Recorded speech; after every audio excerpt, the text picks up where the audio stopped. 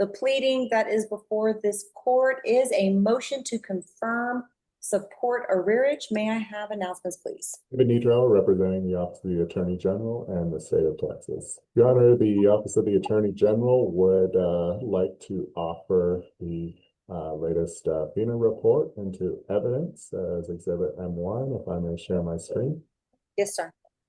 Your Honor, the latest FINA report, which is self-authenticating as per the Texas Family Code, shows a current arrearage balance of $7,866.30. We would like to confirm that arrearage today and set an appropriate payment plan to cover the principal balance of the child support and pay down the arrearage at a reasonable rate. Okay.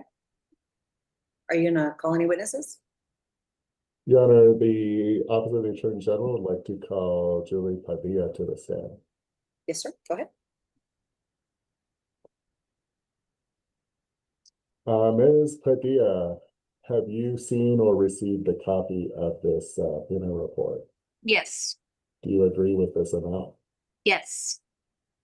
Do you understand that the interest on this is calculated at 6% a year? It will be calculated on the full amount if this is reduced to an arrearage balance. Do you understand that? Yes. Do you understand that will be $39.33 a month? Yes. Are you able to pay $425 a month, which is the principal $285 plus the interest plus an extra $100 to pay down the arrearage each month? Yes. No further questions, Your Honor. Pass the witness. Mr. Goodon, do you have any questions of this witness?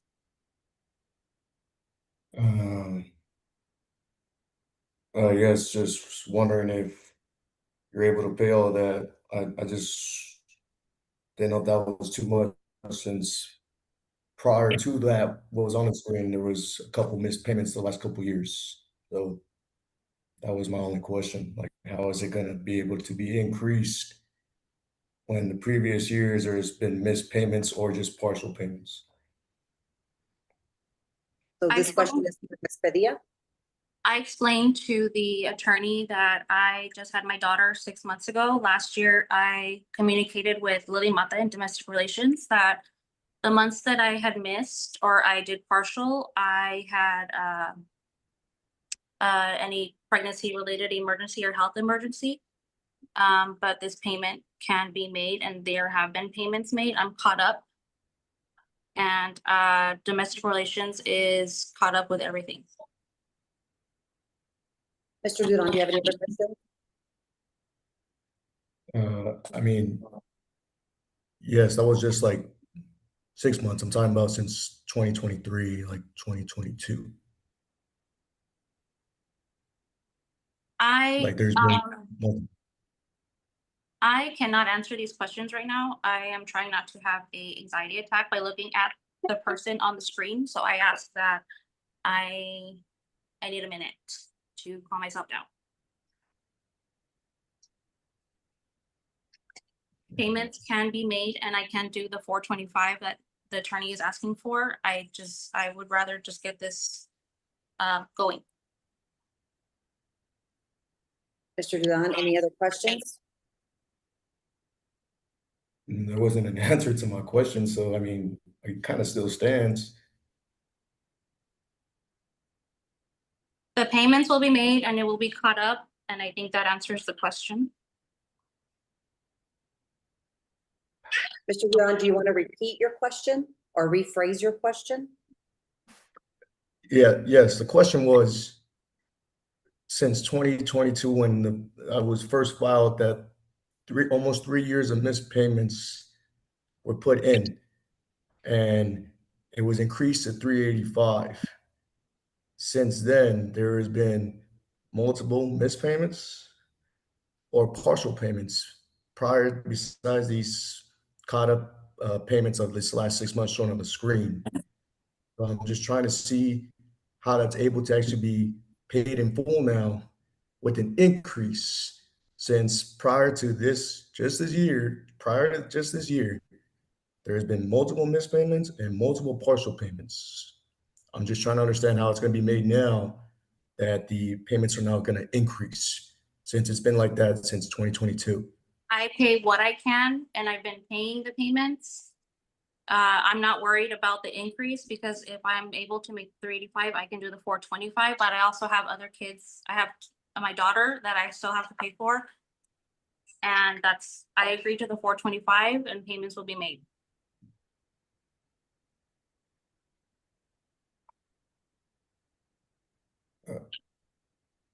Your Anything Honor, else? Your Honor, the question is, I guess more, I don't know who to ask, but like, Well, since hold the on a second, increase- hold on a second. Ms. Padilla is a witness and you are allowed to ask her questions because you're representing yourself. So do you have Okay. any other questions for Ms. Padilla? Okay, yes. Since the increase has been made to 385, isn't this within the same $200, $300 that has been owed since the missed payments from 2020, whatever the date of the divorce was, till 2022? It's the same amount. So I'm just confused how it's going to be. You have been making payments with 385 when it's the same amount. I'm just trying to figure that out. Like, I'm paying what I can and I'm making the payments and you're getting your money. I'm paying the full amount. The ones that I missed, I talked to domestic relations and that's it. That's who I report to and that's who I've been talking to and communicating with when I have to miss or make a partial payment. But some of the months you're getting the full amount, whether it's a partial beginning of the month and end of the month, you're still getting the 385. If I have to split it, then I split it to make it easier for myself. is there any way I can get like a proof of income then? Because It's not my there's a income. lot of partial payments.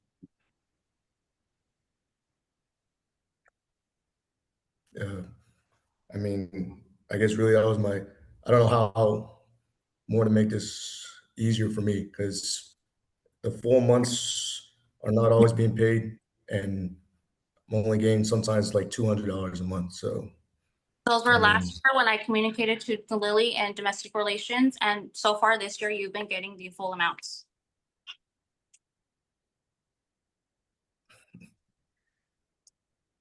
is there okay, cool. I guess that's my only questions for them because I can't get a proof of income and um, I'm only getting partial payments and missed payments the last couple of years. And this year, I guess that's all I got. Mr. Nidar? The Office of the Attorney General would like to call Mr. Christopher Doran to the stand. Go ahead.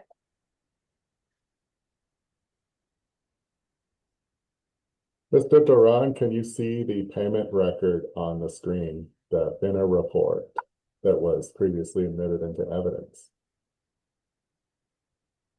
I see the year 2026 on the screen, yes. So in the year 2026, is there anything here that you disagree with that January was paid in full? Here, right here on line 3 from the top, it shows February was paid in full. Right here in March, where my cursor is, it shows that March was paid in full. Could you read this amount here for April, please? What is this? What do I It have? looks like 385. Okay, and what is the date here? April 28th, 26. All right. What do you see what do you see here? Please read these numbers on the screen. 385. And what's the date? May 27, 2026. What do you see here? June 2026, 385. Do you have any reason to believe that this information is not accurate, showing that all payments have been made in full during the year 2026? I mean, the year is not over. Can we go through all the 12 months, the most recent 12? If you would like.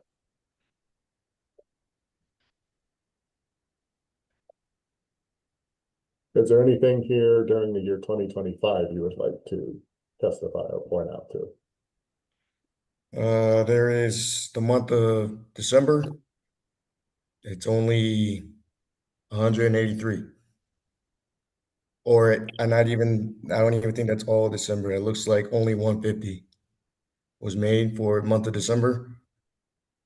In November, it looks like only same amount, 150. October, I can't really see on my screen in October. It doesn't look like anything in October. September, nothing as well. August, we finally picked it back up in August, or I guess in August. So from August to almost December is when or November, a payment was finally made, only partial is what I'm seeing. And then we're going up to July or to June, at least for the last 12 months. And in June, nothing. Or July was the only full payment until January. So from July to June, there was barely any payments. Would you agree or disagree with the statement that while there have been missed payments in the past, 2026 payments have been made in full? Say that question again. Would you agree or disagree with the statement that while there have been missed payments in the past, in 2026, all payments have been made in full in the current year? In the current year of 6 months, yes, but as you can see, after June is where the payments stop. Just like in the previous 12 months, it's where it stopped. No further questions, Your Honor. Pass the witness. Ms. Padilla, do you have any questions of this witness? No, I don't. Mr. Nidar? Your Honor, we believe that the record shows that Ms. Padilla is currently paying in full. Therefore, as of 2026, she has been making payments in full. Therefore, we only brought a motion to confirm arrears rather than an enforcement. So we simply ask the court to reduce the amount of $7,866.30 to a money judgment, and that we change the payment amount to $425. Your Honor, the way this is calculated is we take the $285, the original payment amount, ordered payment amount, we add the interest, 39.33, assuming this is reduced to a money judgment. From that, you get 324, Your Honor. So we add 100 to that to pay down the arrears. We get 424.33. We just round that up to 425, and that's what we're asking for today, Your Honor. Okay, so let me just try to make sense of it. You're asking $425 for the payment on the arrears in addition to the current child support obligation of $285. Or are you saying it's altogether a total of $425? Your Honor, I apologize. I phrased that badly. Altogether, Your Honor, I was just showing where the 425 was coming from. Okay, so what's the payment for the arrears that you're asking the court to consider? Your Honor, that is $140 on the arrears, and that is the interest plus an additional 100. Okay. So, Ms. Padilla, do you agree or disagree with the recommendation provided by the Attorney General's office? I agree. Okay, Mr. Duran, do you agree or disagree with the recommended amounts that are being considered? Just right now, I disagree with that right now. Okay. It sounds to me that you were more interested in pursuing an enforcement action as opposed to just reducing this to a judgment and paying it off. I mean, what do you mean by that, Your Honor? Like pay? So, okay, let me just change that. So the only thing before me is to take a judgment and to make payments on the judgment. There's nothing else that the court can consider. So you agree that the judgment is true and correct? I mean, that's all I can really do, I guess. Well, are you Right. saying the judgment is not correct? Yeah, it's correct. I agree to that. So then the judgment's correct. This is money that Ms. Padilla owes, right, to you. So Right. then now the only other option I have with what's before me is to make payment arrangements. So she's agreeing to 140. What is it that you're asking the court for? So monthly, it would only be 140? That's what she's asking the court to consider, and that's what the state is asking the court to consider. But you represent yourself. What are you asking the court to consider? I'm not sure right now. I mean, the 425 I thought was the whole thing, not 140 a month. No. So we have current support. You have your Right. boys with you, and the current support is 285, right? Correct. Or it's supposed to be 385. Okay, but just the current support is 285. Then you have monies that she owes for back support, and it looks like the previous order, it was about $100 per month. So that made it 385. Correct. Okay, so there's two different obligations if you want to look at it that way. So you have your current child support obligation that Ms. Padilla owes you in the amount of $285 a month. That's what I'm looking at. Yes. Okay, so now instead of the $100, which was the 385, we're looking at a judgment of $7,866.30 as of today. And then they're saying, okay, on top of the 285, it's going to be another $140. And yeah, it's I guess I'll have to agree to that. No, you don't have to. I mean, I haven't made my ruling, but I'm just trying to see if I'm understanding everything correctly. Mr. Nidar, is that the current support 285 or is it 385? It is 285, Your Honor. There was an additional enforcement judgment that added 100 for the arrears. That is why 385 is reflected in the FINA report, Your Honor. Okay, so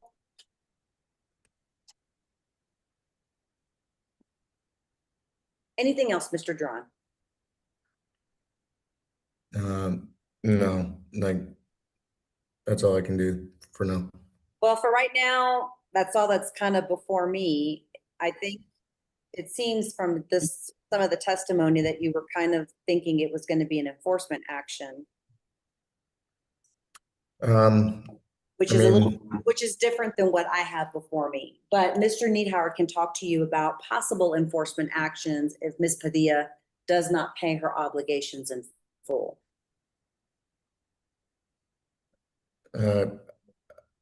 Yeah, I guess I just wanted more clarification on like how that works. I mean, I'm sorry. No, that's okay. It's just there's two different types of actions that can be brought before the court when it comes to enforcement. One is enforcement with contempt, where you're asking for jail time. And then this is an enforcement, but it's just a money judgment enforcement. It's just collecting what the monies are owed and then making payment arrangements. That's what we're here for today. There's nothing else I can do because that's all that's before the court. But Mr. Niedhauer can talk to you about different types of enforcement proceedings if that circumstances presents itself again. Okay? Okay. All right. Sounds good. Thank you.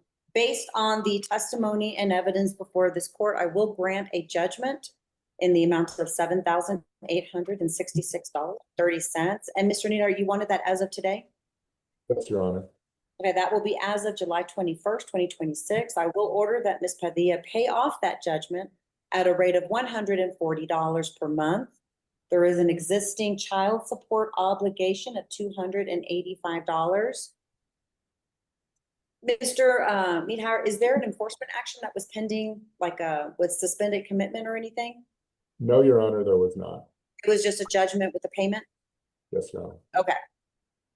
And so court costs will be as billed.